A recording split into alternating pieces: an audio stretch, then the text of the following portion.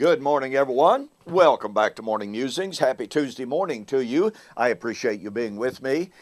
Just sitting here enjoying the day. By the way, my name is Don K. Preston. I am the president of Preterist Research Institute of Ardmore, Oklahoma. This is what I call my Morning Musings. All right.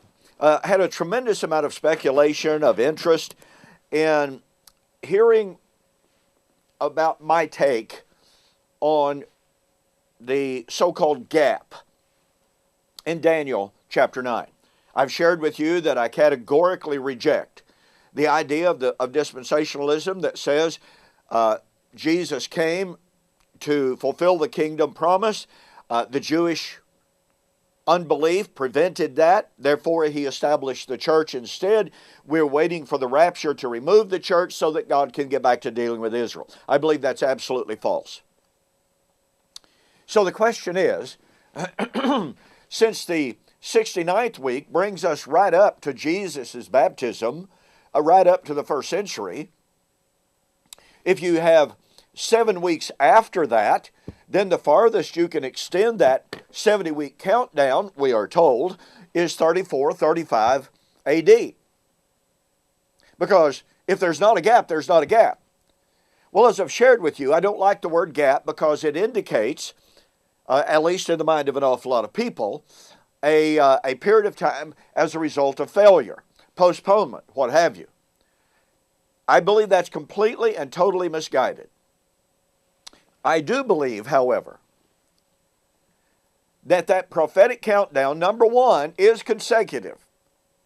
Now, a little bit of background here. I once believed that the entire 70-week countdown was a symbolic period of time and did not have actual chronological, mathematical countdown. Because I saw that entire reference there in Daniel chapter 9 to the Jubilee. Scholars such as Meredith Kline have taken a sort of a modified view of that and pointed out how Jubilee language permeates the entire Daniel chapter 9 discussion. So that's very, very, very important to understand. I've modified my view since then. I do believe the 70 weeks is a consecutive count. However, I think it's back in 2010, somewhere along in there, I began to see some things that I could not find in the literature anywhere. I have shared my interest, my thoughts, with a friend of mine from Israel who is considered to be one of the top Hebrew scholars in the world. And he was literally blown away by my suggestion. He said he had never heard of it, never read it. He tossed the idea by some of his leading rabbi friends, and he said their response was enthusiastic and, quote, interested. Because, as he said to me, what I am proposing is based strictly and squarely on biblical exegesis. It's not speculation. It is based upon given biblical facts which are in fact absolutely indicated in the text of Daniel 9. I've shared with you that dispensationalism, while it claims there is a gap, a postponement, in Daniel 9, there's absolutely no justification for that. So, why do I reject the idea that the 70 weeks ended in 34-35 AD? Well, I reject that because, number one, the 6 constituent elements of Daniel 9:24 do not allow that. Secondly, because to put the fate of the city in 70 AD, and yet the end of the 70 weeks is in 34 and 35 AD, flies in the face of the categoric statement, 70 weeks are determined on your people and on your city. Well, does 70 AD deal with the fate of this people in the city? Of course it does. And not only that, you have the countdown of the 6 weeks, the 62 weeks, And then the full end. Well, the full end of what? The 70-week countdown. What is that full end? It's the fall of Jerusalem in AD 70. Many attempts to put the end of the 70 weeks at 34-35 AD simply fail, in my estimation, to take into consideration this incredible fact. The 70-week countdown, the terminus of that 70 weeks, is all based upon the consideration of Israel's festal calendar. In other words, the feast days of Israel. From their inception, in other words, from the very first of the feast days until the very last of the feast days. Very quickly, Israel had 7 major feast days.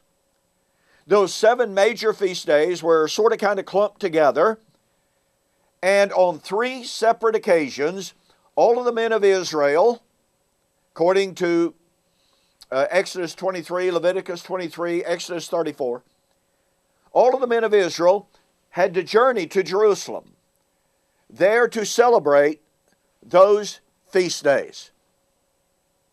Now, the feast days, 7 in number, were the following. Number 1, Passover, which began their year. Number 2, pardon me, Feast of Unleavened Bread. Number 3, Feast of Weeks. Number 4, Feast of Pentecost, Feast of First Fruits, if you please. Those first 4 feast days happened within 50 days of one another. You had the beginning, which is Passover, and 50 days later, you had Pentecost. So within a 2-month period of time, just shy of 2 months, you had the first 4 feast days. What happened next? What happened next was a period of 4 months. 4 months. That time of 4 months, and by the way, Jesus referred to this in John chapter 4 and verse 35, do not say within yourselves, there are 4 months, and then the harvest. For I say to you, the harvest is ripe already. Throughout Jesus' ministry, he referred to the feast days over and over and over again. Go to William Bell's site, allthingsfulfilled.com, and look up my 2 presentations that I gave 2018 at the Memphis Lectureship, as I discussed the feast days in the book of John and how they impact our understanding of eschatology. So anyway, you have the first 4 feast days. Jesus fulfilled those first 4 feast days perfectly. We'll share that with you as we proceed. And then you have a 4-month period of waiting. Well, was that a gap? Well, in one sense, but it was not a gap due to failure. It was not a postponement. It was a foreordained period of time that the rabbis call the time of the waiting for the judgment. You catch the power of that? The time of waiting for the judgment. After the 4-month period, after that 4-month interim, you then had Rosh Hashanah, Yom Kippur, and Sukkot. Rosh Hashanah, Feast of Trumpet. Actually, that feast had 10 names. Yom Kippur, Day of Atonement. Sukkot, Feast of Harvest. And then you had Shemini Atzerat, the 8th day celebration. tomorrow, I'm going to show you how Daniel chapter 9, 24 and following is based squarely, absolutely, and undeniably on that festal calendar.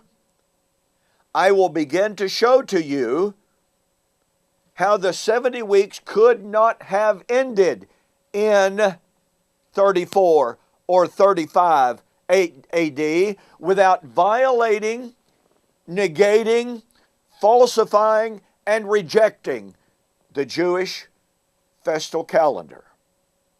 You don't want to miss this. Now, I got to tell you, I don't have this in this book.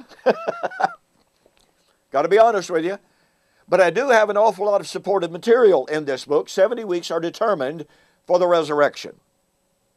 Oh, by the way, I'm currently working on a book on the Sabbath entitled Celebrating the Eighth Day. And I do have and will have all of this material and a whole lot more in it. But it's not near done, okay? In the meantime, go to my website, donkpreston.com, bibleprophecy.com, and order the book, 70 Weeks Are Determined for the Resurrection. Be sure to let me know you saw the offer on YouTube or Facebook, and I'll refund your shipping. All right? Look, you don't want to miss this as I seek to explain how the Jewish Festal Calendar serves as the foundation and the source of Daniel chapter 9 and demands that the 70 weeks did not end until AD 70. We will see you on the flip side.